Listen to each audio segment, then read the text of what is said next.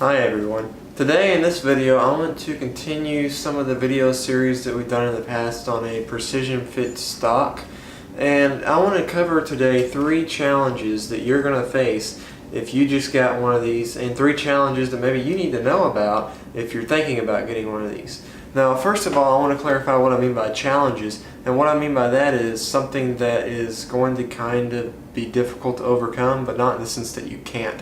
So don't expect this to be something that's way, you can't do it. You can overcome these very easily. I just want you to be aware of these so that whenever you get one, you're not surprised that, hey, I'm having to face these things. It's just like whenever you make a change in anything else in your shooting, you're going to have an adjustment period, if you will. If you change your stance a little bit, long term it's going to benefit you, but maybe over the next couple of weeks you're going to have a difficult time adjusting to it. This is no different than making that kind of an adjustment. So keep that in mind as we go through this video, that none of these changes that we're going to talk about are way out of the realm of possibility to do. So let's go ahead and get to it.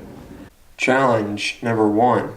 First thing that we're going to talk about is the recoil tension. Now be sure and check out my video on that on the channel so you know how to adjust the recoil tension if you don't know already, and that'll help you out on that. But what I mean by recoil tension is the reset. So you can see how I can compress this, and that's going to affect doubles more than anything else. Although if you don't have it set, if it's way off, it will affect your singles and your handicaps.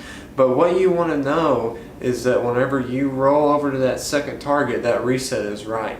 So whenever I first got mine, I had problems with that for probably a couple of weeks. Is just trying to get that right. I go over to that second target and it wouldn't push out all the way. And what that does is that can change your point of impact because it changes your length of pull. Now some people, that doesn't bother them that much. Me, it bothered me quite a bit. I like to have that full extension. I like for the spring to come back out all the way. And that's just a simple matter of making an adjustment to the gun. Once again, check out my video on that. If you're not for sure how to do that, it will help you.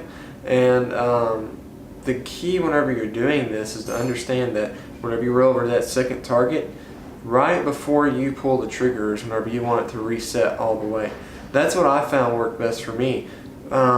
Mainly because it helped me keep my rhythm. So if I wanted to shoot it too fast, that second target too fast, I was going to have a hard time doing that because my recoil system hadn't extended back all the way. So it's kind of a good reminder of what my rhythm needed to be, and I found that to be the best way to do that. Challenge number 2.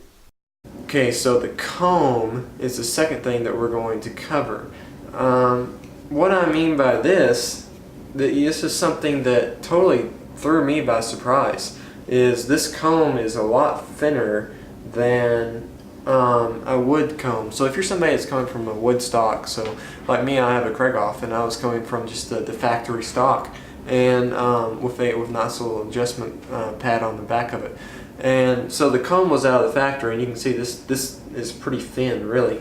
And compared to it's probably going to be about half to 3/4 of the size of a wood comb, I would say. That's about what I found is it was about that.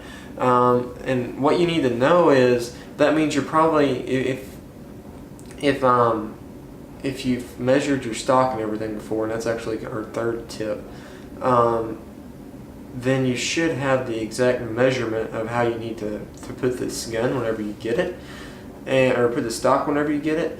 And so understanding that this comb is thinner, you have to raise this comb up a little bit more. Even though you may measure it exactly, you're still going to have to raise it up a little bit more than what you would think. So that's going to be something that's very easy to overcome, but you do need to be aware of it, that whenever you get this, even if I measure exactly and I have it the same as my wood stock, I'm going to have to raise this a little bit more above that. I had to raise it probably a good, just a good little bit above it to get it right where I wanted it.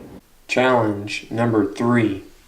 The third tip, and I already kind of alluded to this, is you're going to want to measure your old stock. So whenever you get one of these, hopefully you already had a stock that was fit perfectly to you.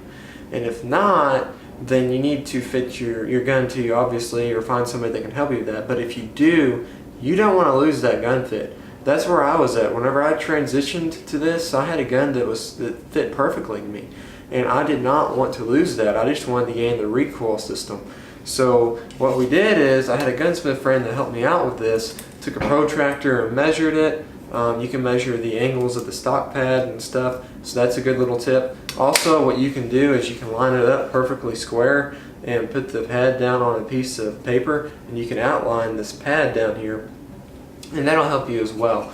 And a couple other measurements you can make, is just, the length of pull, which is from the trigger to the very, very back of the pad here. And just virtually measure everything that you can, because you want to get this thing as close as possible. Now, you're probably going to have to tweak it a little bit, but it's much better to have to tweak it than to have to totally redo everything, especially if you have a stock that's already set perfectly to you. That's the last thing you want to do, is totally have to redo everything and start from scratch. This gives you a ground rule of where you can start at, and then you're just going to have to tweak it a little bit, make a couple of minor adjustments to it, and that's a lot better than having to redo the whole thing. So guys, overall, the Precision Fit stock, if you've watched my videos on it before, you know I love these things. It's the best stock on the market, I think, for trap shooting. It's just incredible. I love the adjustability of it and everything. But these are 3 challenges that you do need to know about if you're going to get one. You can overcome them very easily, especially if you pay attention to them and you have people around you that know this system, or you know this system well. It's definitely worth your time to look at the instruction manual whenever you get one of these and fully understand it, and fully understand all the different adjustments of it. So thank you guys for watching. If you haven't subscribed already, please subscribe to the channel. Give us a thumbs up on the video. Thanks guys, have a great day.